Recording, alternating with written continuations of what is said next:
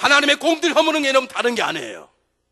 초대교회 허무는 것은 핍박도 아니고요, 죽음도 아니고요, 십자가의 사건도 아니고요, 사자가 되는 것도 아니었어요. 초대교회 안에 가장 큰 적은 교회 안에 들어있는 거짓 교사들의 거짓 가르침이었어요.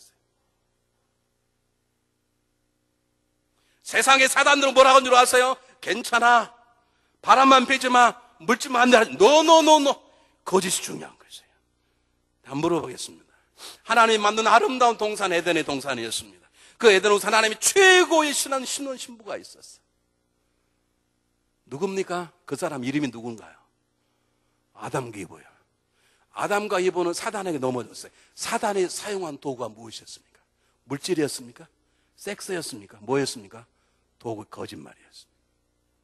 거짓말 하나 때문에 넘어진 거예요. 정령이 죽지 않으리라. 거짓말 하나를 통해 하나님의 백성의 가정을 허무는 것이 거짓이었고, 하나님은 이 거짓에 영향을 하는 거예요. 모든 악한 죄에는 사단의 역사하고, 사단은 거짓 아비이기 때문에 모든 것들이 거짓 연결되어 있어요. 여러분, 세상에 거짓이 없다면, 모든 게 다 두통난다면, 숨길 수 없다면 절대로 사람들이 죄범하지 않습니다. 절대로 물질을 숨기지 않습니다. 절대로 성적으로 타락하지 않을 것입니다.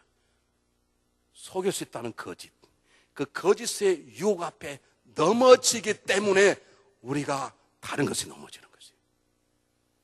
하나님이 이걸 아는 거예요. 이걸 지금 세우지 않으면 예루살렘 교회가 쉽게 무너져 버리는 거예요. 하나님의 마음은 아프지만 아내는 삽비라를 불러가시는 거예요.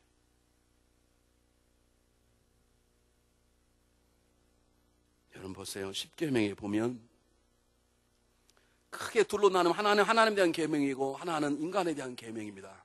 그런데 그 계명을 허무는 방법은 거짓하면 다 허물어집니다. 여러분, 거짓을 행하고는 하나님을 온전히 섬길 수 없습니다. 거짓을 하나님 섬깁니까? 그 하나님 망령되 일컫는 것입니다. 여러분, 거짓말로 어떻게 부모를 효도할 수 있습니까? 도둑질하지 말라. 도둑이 도둑질하고 이거 도둑질 물건이다. 그렇게 말할 수 있습니까? 도둑질 하려고 그러면 다 거짓말해야 됩니다. 거짓 증인하는 것 거짓말 해야 됩니다. 남의 집 이웃이나 물건을 탐하려면 거짓말 할 수밖에 없습니다. 하나님의 귀중한 율법인 십계명을 파괴하는 가장 큰 힘은 뭐냐면 거짓하게 살는 것입니다. 예수님께서 마태복음 22장 37절 이하에 가장 크고 첫째 된 계명이 하나님을 사랑하는 것이고, 둘째가 내 이웃을 내 몸처럼 사랑하는 것인데, 거짓을 행하는 사람이 하나님을 마음과 뜻과 정성을 다해 사랑할 수 있습니까? 마음속에 거짓이 들어있는데 절대 거짓 있는 사람 하나님 정성에 다해 사랑할 수 없습니다. 그것이 있는데 어떻게 내 이웃을 내 몸처럼 사랑할 수 있습니까? 할 수 없습니다.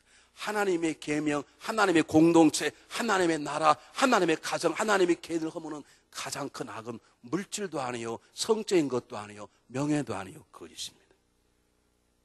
거짓된 마음속에 거짓이 심어지기 시작하면 사단은 재빨리 와서 가장 친한 친구처럼 거짓 앞에 무릎을 꿇게 만들고, 그것으로 나를 포장하고 덮어서 아내와 삽비라 같은 불행한 삶을 살게 만들어 버리는 것입니다. 사랑하는 여러분, 이 시대에 가장 중요한 것은 능력이 아닙니다. 요즘 경기가 어렵다 그러지만 물질이 중요한 게 아닙니다. 대단히 죄송합니다. 없는 분 힘드는 걸 압니다. 지금 우리가 중요한 건 진실한 삶입니다. 믿음이 없으면 없다고 하십시오. 있는 척하지 마시면 안 됩니다. 기도를 못하겠건 나는 기도를 못합니다. 그렇게 말씀하십시오. 기도하는 척 거짓말해서는 안 됩니다. 물질을 못 드리니까 내가 믿음이 적습니다. 그렇게 말씀하십시오. 거짓말해서는 안 됩니다.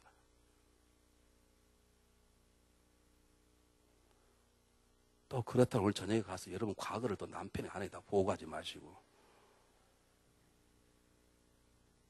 그런 집이 있다니까요.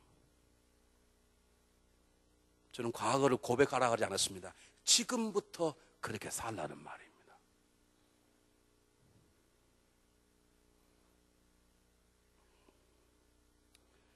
여러분, 제가 한국에 가서 이번에 우리 어머니 문병 갔다가 제가 몸이 아파가지고 일주일 내내 앉아 있었습니다. 테레비를 켜놓고 앉아있으니까 제가 일주일 테레비 보는 동안에 한국의 눈이 다 보이는 거예요. 한국의 문제가 뭐냐면 돈이 없는 게 아닙니다. 있습니다. 한쪽으로 휩쓸어서 그렇지. 능력도 있습니다. 근데 문제는 한국이 부정직. 막 가지 막 터져버릴 것 같아요. 그 부정직을 놓고 애통하는 사람이 없어. 한국.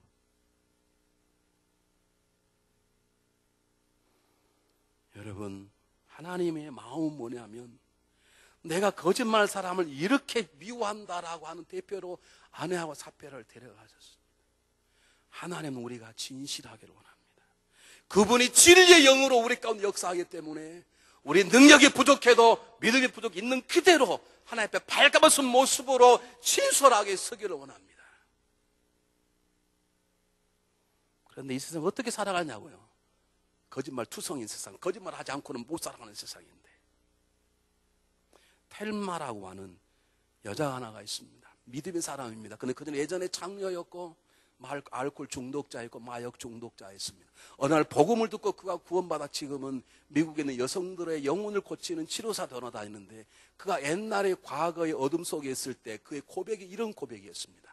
내가 어둠의 그 세상 속에 있을 때 나의 가장 큰 적은 진실이었고 나의 가장 큰 전우는 거짓이었다.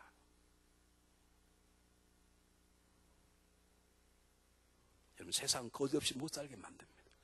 여러분, 이 세상 속에서 어떻게 살아야 되겠습니까? 첫 번째, 여러분 자신을 볼 줄 알아야 합니다. 내가 정말 지금 진실한 삶 가운데 살아가고 있는가? 내 삶이 늦어도 더뎌도 힘들어도 때때는 그것 때문에 왕따 당하고 오해받아도 내가 하나님 앞에 진실한 삶을 살려고 노력하고 있는가? 내 삶의 터전이 진실에 세워져 있는가? 아니면 나는 시간을 줄이기 위해 더 좋은 집을 갖기 위해 세상에 더 높은 자리에 되기 위해 거짓을 일삼아 삼아가는가? 적어도 내가 누구인가는 볼 줄 알아야 합니다. 여러분, 제가 예전에 거짓말 해보니까 재밌는 거죠. 거짓말하면 그 거짓말 때문에 또 다른 거짓말 하게 되고요. 또 다른 거짓말, 또 다른 거짓말 나중에 하다 보면 그 거짓말이 진짜가 돼버리네. 그렇더라고요. 여러분은 한 번도 저는 여러 번 해봤어. 예전에 목회하기 전에. 내가 거짓말에 살면서도요, 내 자신을 안 들여보니까 내가 진실하게 산 줄 알아. 나중에 하나님 딱 손대고 나니까 내가 거짓말에 살아온 걸 알게 되었어. 거짓은 또 다른 것을 낳게 되고 또 다른 것을 낳게 되고, 그러다 보면 나도 모르게 거짓이 진실이 되고 그 진실이 내 삶을 완전히 망가뜨리는 삶을 살게 만들어버리는 것이.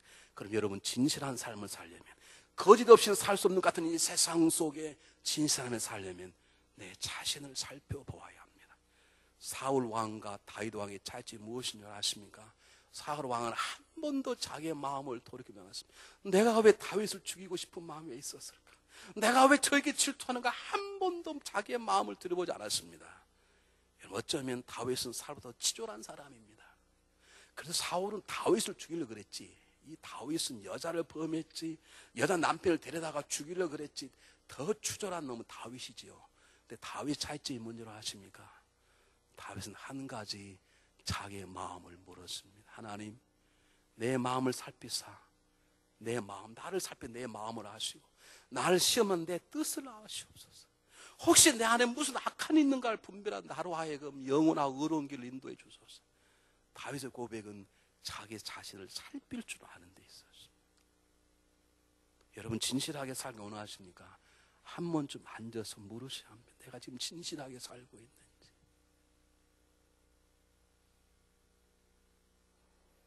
두 번째, 혹시 그렇게 묻다가 거짓의 모습이 보였거든 애통할 줄 알아야 합니다.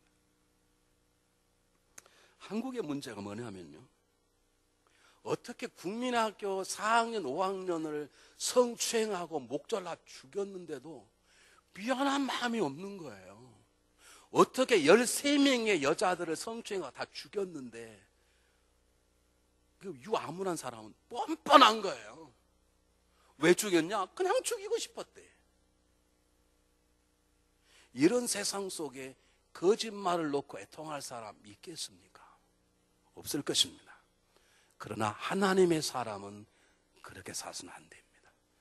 왜냐하면 사단은 거짓의 아비이고, 거짓말하는 그 순간 우린 진리의 성령을 떠나 거짓의 영 앞에 무릎을 꿇은 것이기 때문에 이것은 애통할 일이고 통탄할 일이고, 모든 죄의 근원이 거짓부터 시작되는 것이기에 눈꽃만한 거짓 앞에 통회하며 우리의 삶을 고백해야 합니다. 요즘 뭐 세상 사람 뭐 그렇게 많이 죽여도 끄떡없는데 뭐 이만한 거짓말이야 뭐 어때? 아닙니다.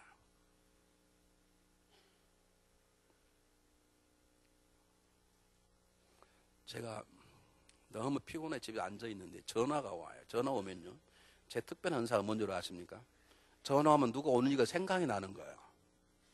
여러분 놀라지도 않으시네. 이상해. 전화 오면 누구 전화할 거라는 게 딱 이렇게 직감이 와요. 제가 우리 집사람에게 여보 나차님 없다 그래.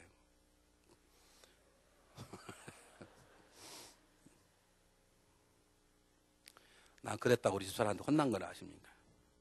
목사가 거짓말하는 거야? 그것도 우리 애들이 둘이 냈어. 애들 앞에서 당신 지금 뭐 하는 거야?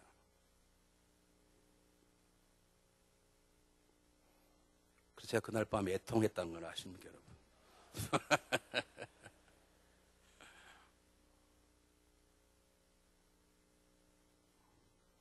베드로가 예수님을 세 번씩